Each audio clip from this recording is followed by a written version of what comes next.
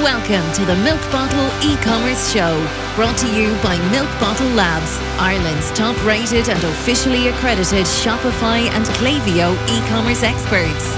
Founder Keith Matthews interviews e-commerce professionals, app developers and entrepreneurs to share as much digital knowledge and e-commerce tips and tricks as possible.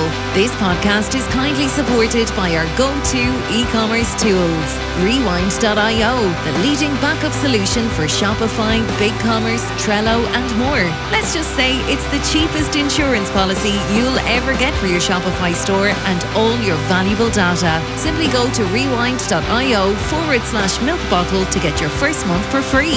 Our go-to Shopify application to supercharge in-store pickup and local delivery on your Shopify store is Zapiet. It's fully customizable and scalable from one location to thousands. Backed by outstanding customer support, it's no wonder Zapiet is trusted by over 10,000 plus stores across 150 countries. Now over to your host, Keith Matthews.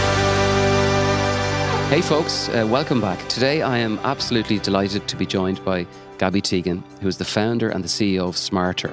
And Smartrr is an exceptional subscription app that enables D2C Shopify brands to strengthen their bond with devoted customers and, put simply, add subscription services to their Shopify store.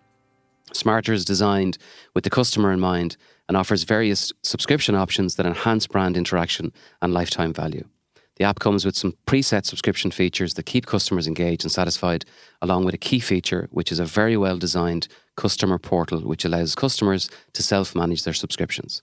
Subscribers can easily gift, skip, swap, pause, or fast-track their favourite products using the portal. And importantly for us and our customers, Smartrr is very, very easy to set up. Gaby, welcome. How are you? I'm good. Thank you so much for that kind intro. That was beautifully said. Thank you. Was that correct?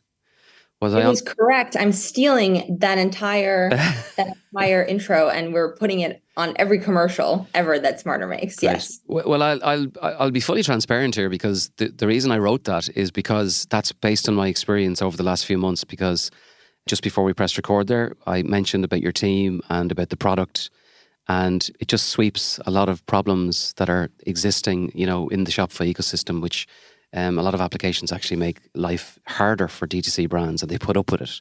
But Smartrr is, I would call it, as the Irish would say, a breath of fresh air.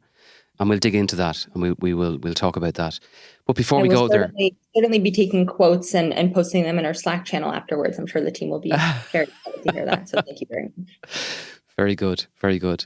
Gaby, the idea of this podcast is obviously to talk about Smartrr, but I'm also very interested in the individual. So I know a few things about you. One of them is that you come from the real estate business. So explain how you ended up in tech. Great question. I ask myself that frequently. I grew up in New York, and a single mother raised me who owns a real estate company. I had the ability of privilege. I don't know, privilege or punishment. I'm not sure, but I was showing apartments every Sunday throughout my childhood and throughout college.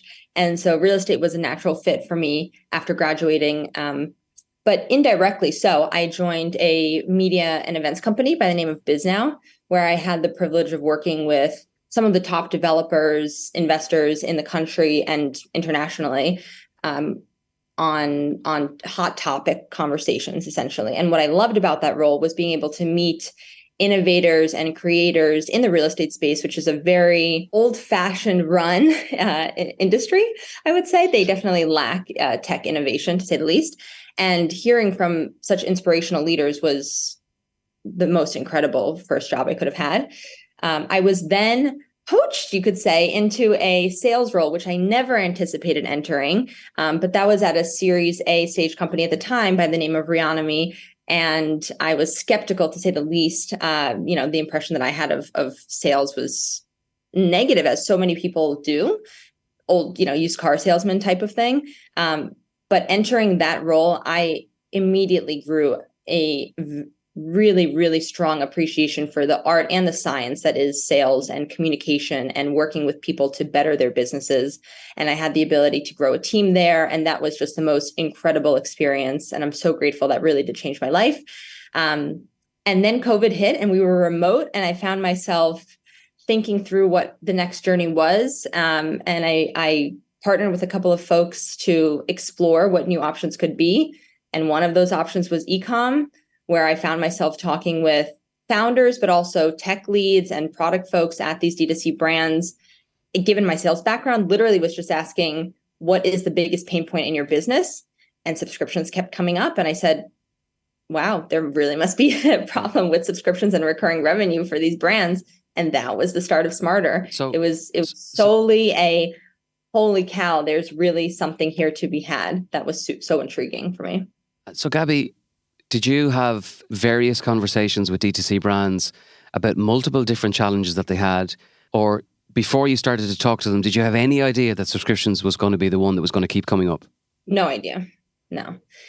I had a concept that came from our local area where D2C, brick and mortar shops were struggling as a result of COVID. And we had this concept of just locally trying to help them potentially enter into the D2C space.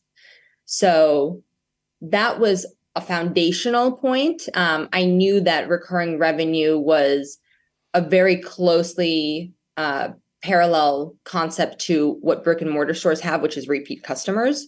But no, we went into the conversations really blindly. And I immediately after the first one, I still look at the notes from my first call because it was so shocking. I didn't know the names of these companies yet. That's how new we were to e-com. And then it kept coming up. It was definitely an issue that people were having. So you identified the problem by effectively, I suppose, for the want of a better word, surveying the base, which were successful D2C brands. So how did you go about it then? You completed a business plan and you started to raise money. Is that how you started it off? It was that simple. That's not simple. That is how we did it. Yeah. And then we had some great early investors, partners that helped us think through what it was to start a company. Frankly, I had never started a company before. And that was something that I never thought I would even have the privilege of being a part of. It was such a stretch of what I thought, I was capable of, or anyone that I knew was capable of, frankly. But when you're in it, the wheels keep turning and you keep moving and you make things happen. So as of today, Gaby, what's the scale of the business in terms of staff on your footprint? Yeah, the staff is, our team is, as I said before, and Keith, you've had the pleasure of meeting a couple of folks on the team. It is the best part of the company. So I'll lead with that. We're almost at 40 full-time employees now, which is crazy. We have our headquarters out of New York. We have a talented team pretty globally now. We serve hundreds of D2C brands on Shopify. We are Shopify first, native to Shopify, but super excited for what the year has in store for us. Great. If you look back on the last 3 years, what has been the biggest challenge, Gaby, with that? At the moment, not so much businesses like ours or businesses of our kind of scale or your scale, but there's a lot of talk in Europe about the major corporates letting people go. Hiring is a problem because they can't get the right people. Has that been a challenge? If you're to look back over the past 3 years, what has been the biggest challenge? Good question. The umbrella of the biggest challenge certainly is people, because that is the foundation of a company. I think good ideas come and go. Competitors, will take your ideas. They will have better ideas. That is such a variable. But the foundation consists of two things, probably. One is the vision that you have for the company, which really should be unwavering, but understandably does waver with companies all the time. And the second is the people. And the best thing that you can do is have a core group at your company that is with you on this journey for years. And that is by far the hardest thing to do, because you can't control what other people want to do. And you can't really know who you're hiring until you bring them on. The other thing that you touched on, which certainly is impacting the US as well, are massive layoffs. And one thing that certainly keeps me up at night is the responsibility that I have, that the company has, to all of our team, to give them essentially a very sustainable means to life. And so one thing that we've done is try to be very, very conservative in our hiring to avoid anything like what you described with some of the larger tech companies. Yeah, that's a good point. I think a lot of employees probably don't realize the amount of lost sleep as an employer to make sure that their positions are protected. And again, I suppose that's why running a business is really, really difficult. Gaby, let's move into the product. Number one, because I'm really interested in it. I mean, adding subscriptions to your store is, for most D2C owners, is an absolute no-brainer. Okay, obviously there's certain verticals that it suits, certain verticals that it doesn't. But with your experience on, adding subscriptions in the last few years to some of the most successful Shopify Plus stores, for example, for somebody that doesn't know the power of a subscription, can you just dig a bit deeper as to why any customer, if they have a customer base that are repeat purchasing, why it is an absolute no-brainer to add subscriptions to their store? Great question. And absolutely. Taking a step back, actually, it's almost not what is the power of a subscription, but what you just said, what is the power of a repeat buyer? And any brand that has seen consistent repeat purchases taking place on their site has a huge treasure trove of opportunity and how they can capture not just dollars from that person or from those people, but a loyalty and an advocate for your brand. We see that take place in so many different ways. We see influencers, for example, really taking the D2C market and e-com in general by storm. How many purchases are being trafficked through TikTok and Instagram is impeccable, is like really, really a game changer for these brands. On a smaller scale, the consumer, the Keiths of the world are a really untapped treasure trove, not just because Keith can buy more products from X, Y, and Z brand, but because Keith has the power and the influence in his life to share that with his family, with his friends, with his colleagues. And so what is untapped in my mind is, sure, we help enable the recurring billing transaction to take place. But more than that is we're taking the Keiths and we're converting them from not just a buyer to a repeat buyer, not just from a repeat buyer to a very consistent subscriber. Right now, you're talking about a very consistent monthly purchase that is being made. But you're taking Keith from all of those things and converting him into a brand advocate by doing things like engaging Keith on a regular basis, making it really pleasant for him to buy from your brand, and giving him the tools to leverage his network to then generate more business for these brands. So, Gaby, if we focus then on Smartrr itself, what would you say your USP is? What's the difference between Smartrr and anything else? Because you've built it from the ground up and you built it based on, as we already mentioned, a series of long calls and conversations with members of the D2C community. This might be controversial, but the idea of building a subscription, that's okay. The idea of building a subscription app in its current definition, which is, in my opinion, a billing app that enables the recurring billing to take place for a D2C brand, is actually not that interesting. That doesn't wake me up in the middle of the night thinking about how we can make that process better. What gets me going and what gets the team going and our investors going and our brands going is the mission that we're on, which is to ultimately redefine what that buying journey is for repeat buyers. So yes, we do facilitate the recurring billing to take place. We're also now offering different types of recurring billing options like memberships and how to convert repeat purchases more. But more than that is we're creating an experience for the consumer to feel connected to the brand through that recurring purchase. Absolutely. Gaby, let's hold for 1 second while we listen to our sponsors. Rewind.io is the leading data backup solution for your Shopify store. Did you know that there is no way of recovering lost data in Shopify? If your store is gaining traction, you may have multiple staff or third-party developers entering your store. Mistakes can happen and data can be easily deleted. Rewind.io puts you in control of your data, allowing you to restore anything accidentally lost from a single image to an entire store. It acts as a pretty cheap insurance policy for your Shopify account. At Milk Bottle, we help clients reduce their business risk by installing Rewind in every single store before we make any changes. Get your first month for free by simply replying to your sign-up email. So what you're saying, Gaby, is there's much more just to that customer that's buying repeatedly. So if I was to dig into that deeper, are you talking about the ability to, to integrate to automated email, to loyalty. Are you looking at that kind of landscape as well? In other words, the subscription is just the facility to take the transaction, but in actual fact, it's much part of a larger, kind of wider, broader area within DTC. Does that make sense? Absolutely. It's exactly what you just said. It's facilitating the greater relationship with what is ultimately your most loyal customer.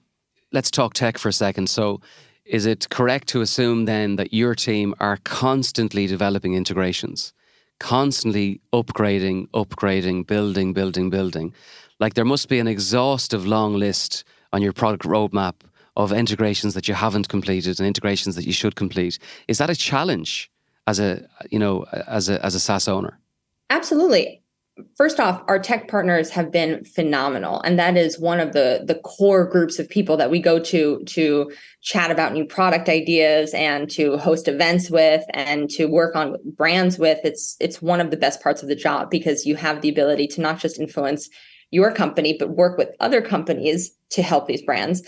That being said, there is also, I think, a really interesting opportunity for how we can consolidate some of that flow. So another area that we have been invested in and continue to be invested in is exploring the opportunity for us to provide more within Smartrr. So not just through tech integrations where brands are installing. Honestly, Keith, in some cases, I've seen brands with 100, 150 apps on their Shopify store. Yeah, it's mad. And the distinction that I would make ultimately is, are you installing an app, a platform, or a feature? And if it's a feature, that should probably live within an app.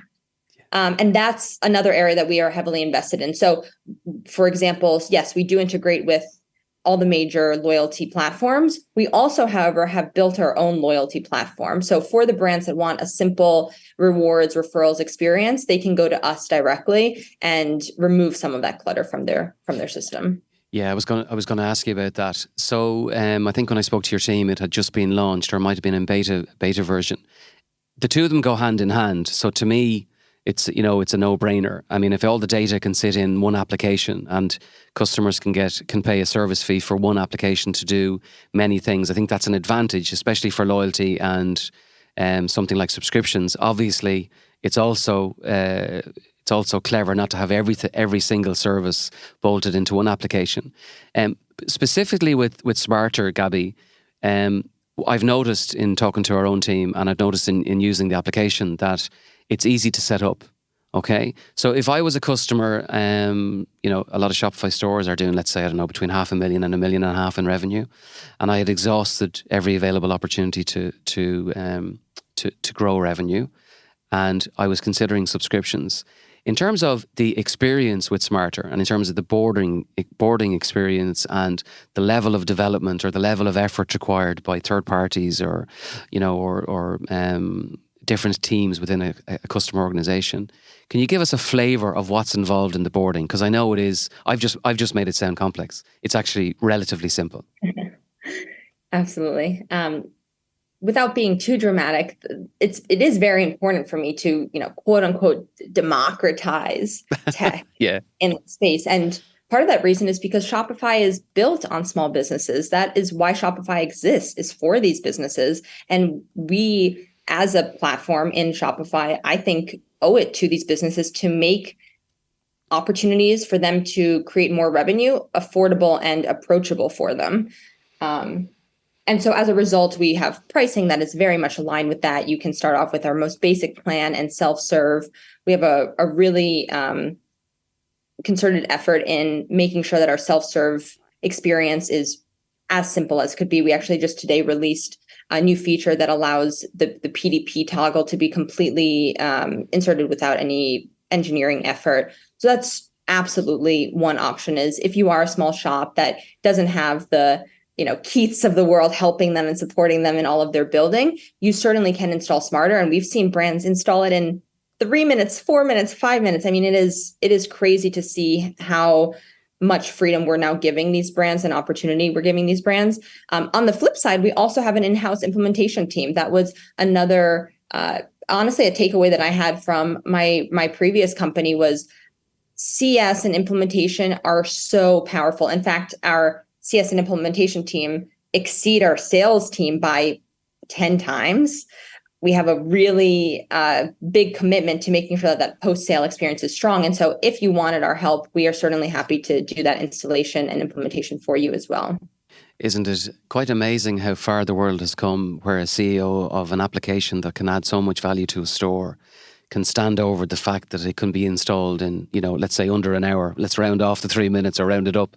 Even back in the day, back in the old days of Shopify, I remember first stores I built 10, 12 years ago, you could actually be up and running, taking transactions in under an hour. Obviously, really, really simple. Now, Shopify has become a little bit more complex in the last few years. I think an hour is pretty much impossible. But there's a wonderful opportunity out there now for store owners to add serious values to their store without, in a lot of cases, without any major investment. Absolutely. And a lot of it is, brands need to remember that they're being sold certain concepts. So let's take a step back. Let's really look at what your product is. And that's what we say to brands that come to our team all the time is, let's take a step back. Is your product subscribable?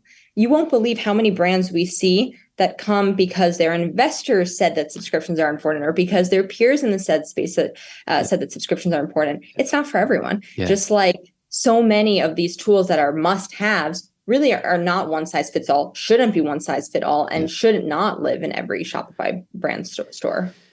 Yeah, I can't remember who said this recently, but now, and you obviously look, you've raised money. You're aware of the trends in raising money, but apparently now, if you have a successful D2C store, the value is significantly raised by subscriptions, and if a substantial portion of those subscriptions of the sales are actual subscriptions, well then apparently the resale value of that D2C store is risen substantially. So you can understand what you said there about the VCs or the investors suggesting that they run subscriptions. Well, then that makes perfect sense. I started out the conversation when I mentioned about repeat orders. That's how I would decide whether or not it was suitable.